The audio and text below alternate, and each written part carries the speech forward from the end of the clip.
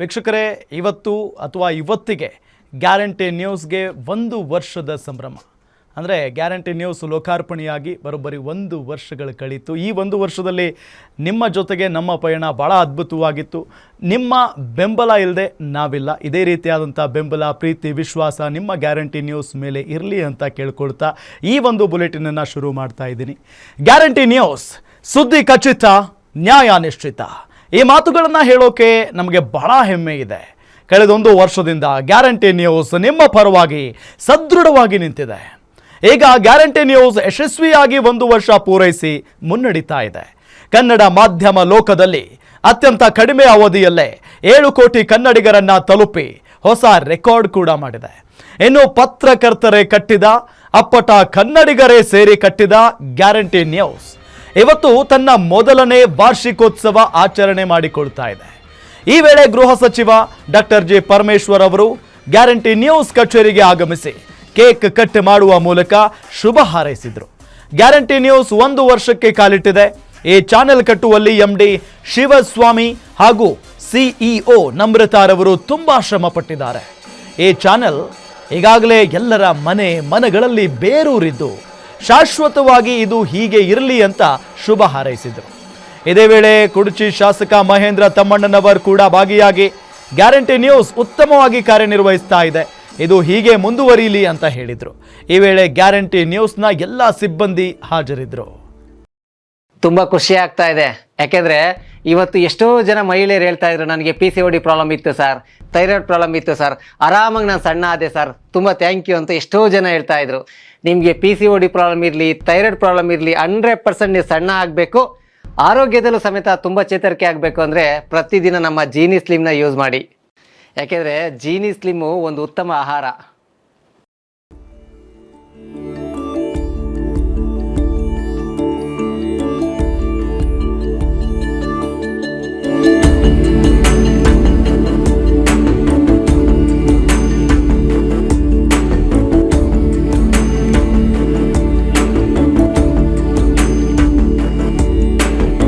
गजाननं पद्मार्कं गजाननं अहर्निशं अनेकं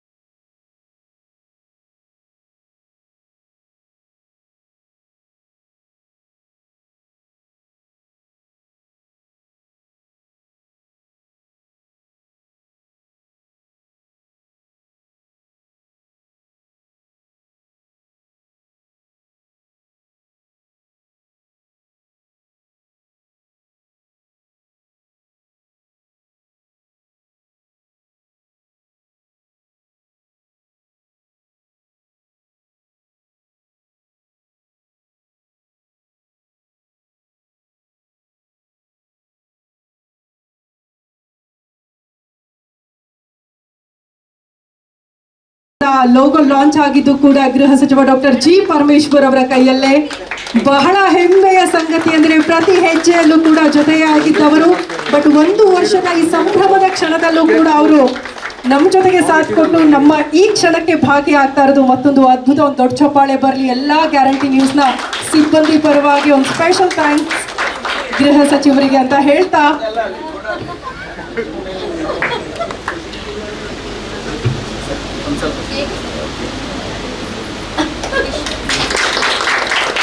sir ದಯವಿಟ್ಟು ಕೂತ್ಕೊಳ್ಳಿ sir.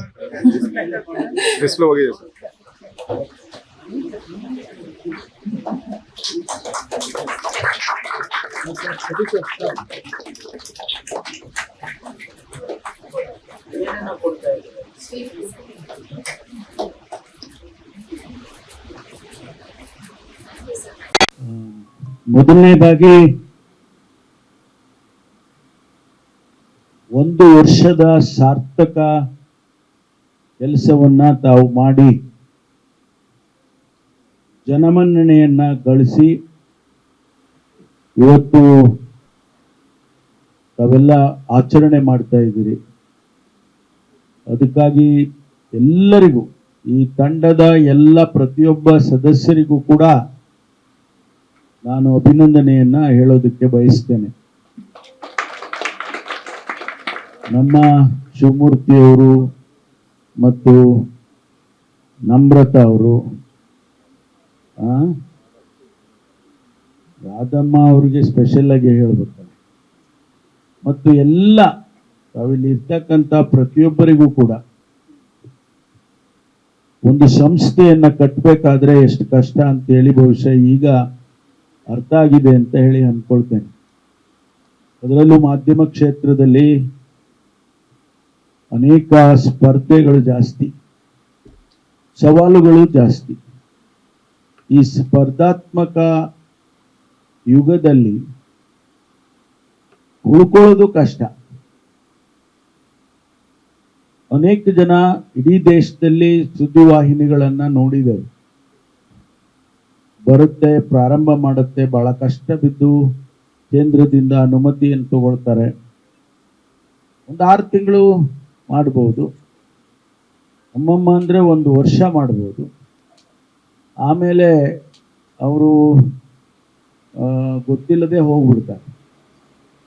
ಇಂತಹ ಸಂದರ್ಭದಲ್ಲಿ ತಾವು 1 ವರ್ಷ ಕಳೆದಿರೋದು ದೊಡ್ಡದಲ್ಲ, ಜನಮನ್ನಣೆಯನ್ನ ಗಳಿಸಿದಿರಲ್ಲ, ಅದು ಬಹಳ ಮುಖ್ಯ. ಬಹುಶಃ ನಿಮಗೆ ಒಂದು ರೀತಿಯಲ್ಲಿ ಸಹಾಯ ಆಗೋದಕ್ಕೆ ನಮ್ಮ ಸರ್ಕಾರದ ಕಾರ್ಯಕ್ರಮನೂ ಕೂಡ ನಾವು ಹೇಳ್ಕೊಂಡು ನೀವು ಕೇಳದೇ ಇದ್ರು ನಾವೇ ಪ್ರಚಾರ ಮಾಡ್ತಾ ಇದ್ದೀವಿ. ನಿಮ್ಮ ಎಲೆಕ್ಷನ್ ಅಲ್ಲೂ ಮಾಡ್ತಾ ಇದ್ದೀವಿ, ಬೇರೆ ಬೇರೆ ಕಡೆಯಲ್ಲೂ ಮಾಡ್ತಿರ್ತೀವಿ. ಆದ್ರೆ ಒಂದು ರೀತಿಯಲ್ಲಿ ನಮಗೆ ಸಂಬಂಧ ಸ್ವಲ್ಪ ಚೆನ್ನಾಗಿ ಬೆಳೆದೋಗ್ಬಿಟ್ಟಿದೆ ಅಂತ ಅನ್ಕೊಳ್ತೀವಿ, ಸರ್ಕಾರಕ್ಕೂ ನಿಮ್ಗೆ. ಹಾಗಾಗಿ ಇವತ್ತು ಜನರ ಮಧ್ಯದಲ್ಲಿ ಆ ಗ್ಯಾರಂಟಿ ಹೆಸರು ನಿಮ್ಮ ಮೂಲಕ, ಸರ್ಕಾರದ ಕಾರ್ಯಕ್ರಮದ ಮೂಲಕ ಬಹಳ ಹೆಚ್ಚು ಪ್ರಚಲಿತವಾಗಿದೆ ಅಂತ ಹೇಳಿದ್ರೆ ತಪ್ಪಾಗ್ಲಿಕ್ಕಿಲ್ಲ. ಆ ಕೆಲಸ ಮಾಡಿದ್ದೀರಿ. ಮತ್ತು ಜನಗಳಿಗೆ ಸಾಮಾನ್ಯವಾಗಿ ಏನು ಕೇಳ್ತಾರಪ್ಪ ಅಂತ ಹೇಳಿದ್ರೆ, ಸುದ್ದಿಯನ್ನ ಸುದ್ದಿಯಾಗಿ ತಿಳಿಸ್ಬೇಕು. ಸುದ್ದಿ ಬೇರೆ ರೂಪ ಪಡೆದ್ರೆ ಅದಕ್ಕೆ ಜನ ಗೌರವ ಕೊಡೋದಿಲ್ಲ ಅನ್ಸುತ್ತೆ. ಜನರಿಗೆ ಒಂದು ಕ್ಷಣ ಅವರು ನೋಡಿ ಮಾಡ್ಬೋದು, ಆಮೇಲೆ ಸ್ವಲ್ಪ ಅನಲೈಸ್ ಮಾಡಕ್ ಶುರು ಮಾಡ್ತಾರೆ. ಹಾಗಾಗಿ ಕೆಲವು ಸುದ್ದಿವಾಹಿನಿಗಳಲ್ಲಿ ಇಲ್ಲಪ್ಪ ಆ ಚಾನೆಲ್ನಲ್ಲಿ ಬಹಳ ಸುದ್ದಿ, ಒಳ್ಳೆ ನೈಜ ಸುದ್ದಿ ಇರುತ್ತೆ, ಟ್ರೂತ್ಫುಲ್ ಇರುತ್ತೆ ಅನ್ನುವಂಥ ಒಂದು ಸರ್ಟಿಫಿಕೇಟ್ ಸಿಗೋದು ಬಹಳ ಕಷ್ಟ. ಈಗ ಅನೇಕ ಪ್ರಿಂಟ್ ಮೀಡಿಯಾ ಇದೆ, ಎಲ್ಲ ಪ್ರೆಸ್ಸಲ್ಲಿ ಎಲ್ಲ ಪ್ರಿಂಟ್ ಮೀಡಿಯಾದವರು ಕೂಡ ಅಕ್ಸೆಪ್ಟೆನ್ಸು ಆಗೋದಿಲ್ಲ. ನಾನು ಹೆಸರು ಹೇಳೋದಕ್ಕೆ ಇಷ್ಟಪಡೋದಿಲ್ಲ.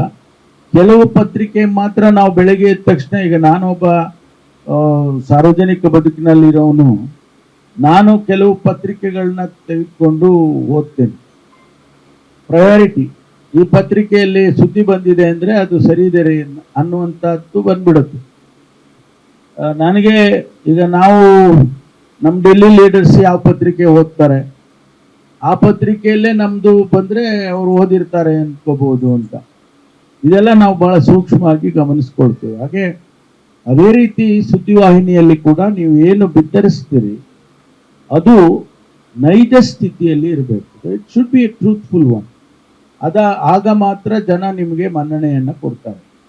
ಅದಕ್ಕೋಸ್ಕರ ಆ ದೃಷ್ಟಿಯಲ್ಲಿ ಗ್ಯಾರಂಟಿ ಯಶಸ್ಸಾಗಿದೆ ಅಂತೇಳಿ ನಾನು ಅಂದ್ಕೊಳ್ತೀನಿ.